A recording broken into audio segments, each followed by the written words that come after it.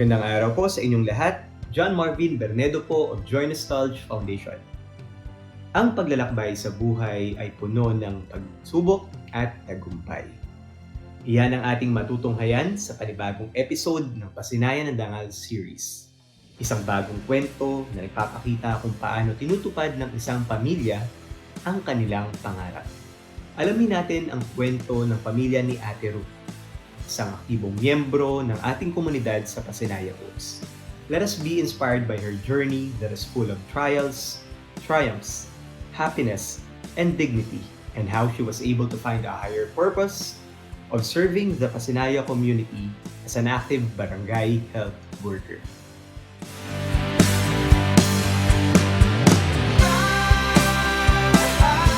Ano ang mga pangarap mo para sa sarili mo at para sa iyong pamilya? Yung pangarap ko talaga po sa sarili ko, magkaroon po kami ng sariling bahay, bigyan ko yung mga anak ko ng mga magandang kabukasan, makapagtapos sila sa pag-aaral, magkaroon sila ng sariling trabaho.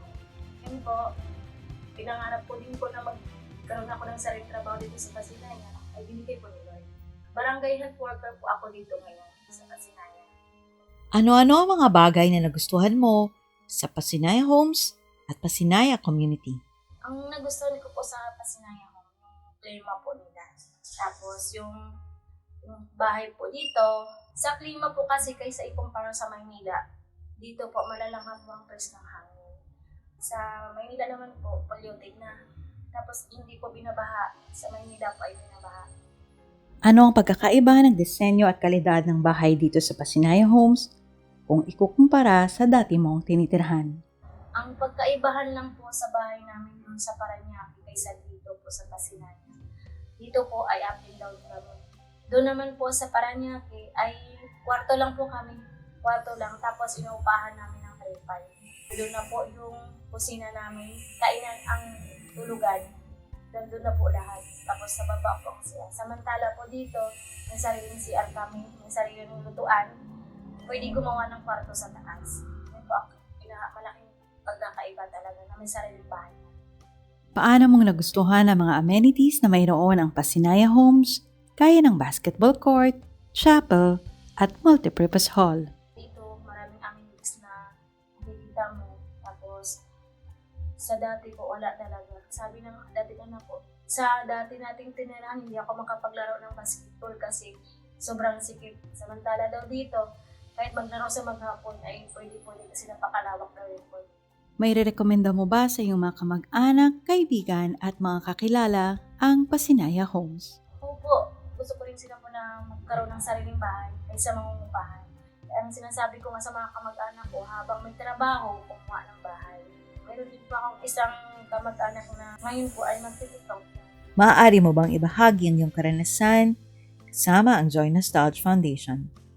Ang karanasan ko naman po sa 4 na taon kalahati po sa junior staff ay marami po akong natutunan sa kanila, lalo po ang leadership. Yun po ang pinakadabis kong natutunan sa GNF kahit saan magaling ay magagamit ko. Bilang batch W po ng Pasinaya, katuwang po namin sila. Sila po ang kaagapay namin sa mga problema po sa Pasinaya. Tulad po nung nasa lanta kami, bigay po sila ng bigas, sardinas. Ang iba po ay nasasabi na GNF lang yan. Pero sa akin po, malaking bagay po, malaking tulong po ang foundation ng GNF. Ano sa tingin mo ang iyong sitwasyon kung hindi kayo lumipat sa Pasinaya Homes? Kung siguro umabot na rin kami ng 25 years pangungupahan kung hindi po kami nakakuha ng bahay. Malaking bagay po ang Pasinaya sa akin. Kasi mura na, up and down na, tahimik pa na lugar. Po ang paganda talaga sa Pasinaya. Na-discover po namin 2013-2014. Ito po, pag nakita po namin to ay purong pa po mga dalahi pa lahat. Bago po kami lumipat dito, inahirapan kami noon. Ginagamay-gamay pa lang namin, tapos malayo ang tindahan. Hindi kumpara ngayon ay malapit na, ang dami ng tindahan dito sa Sentral. Ngayon po, ang saya lang talaga ngayon ng Sentral.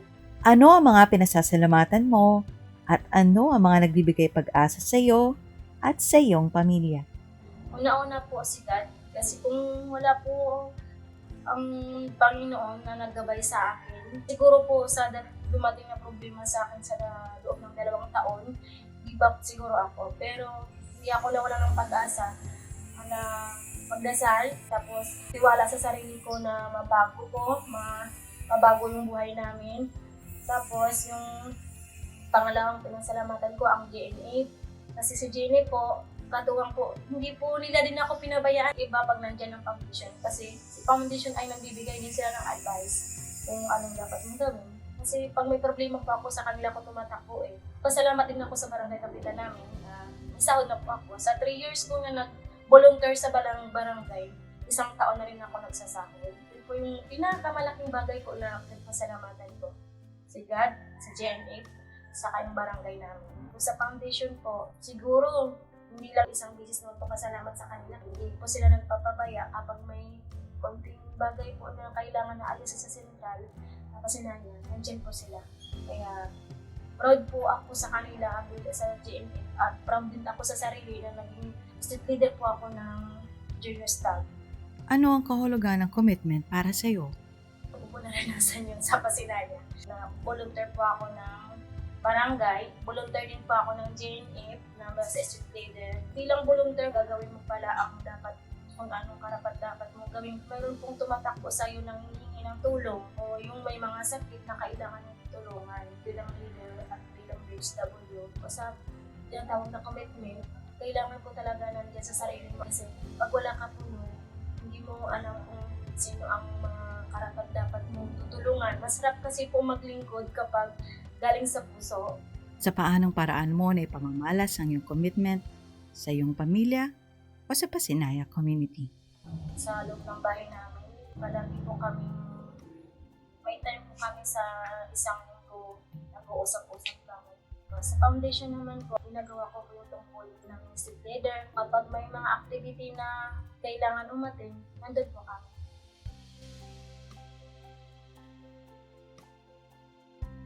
Ang pagtupad nila Ate Ruth sa kanilang pangarap na magkaroon ng sariling tahanan ay hindi naging madali. Nagsimula ang kanilang paglalakbay sa pangungupahan sa iba't ibang lugar sa Manila at Cavite. Hanggang sila ay magdesisyon, natuparin ang kanilang pangarap na magkaroon ng sariling tahanan.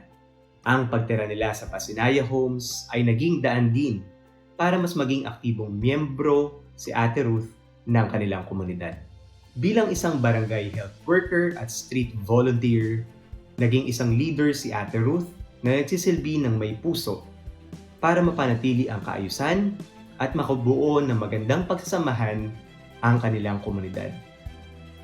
Naway ito ay magsilbing inspirasyon sa atin bilang isang Joy Nostalgia community. Each one of us is a leader in his or her own right. Whatever the role, whatever the function, each of us is called to serve and contribute to the JN mission of providing homes to the homeless.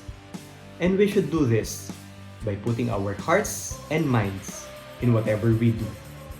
Dahil marami pang pamilyang Pilipino ang nangangarap na magkaroon ng sariling tahanan.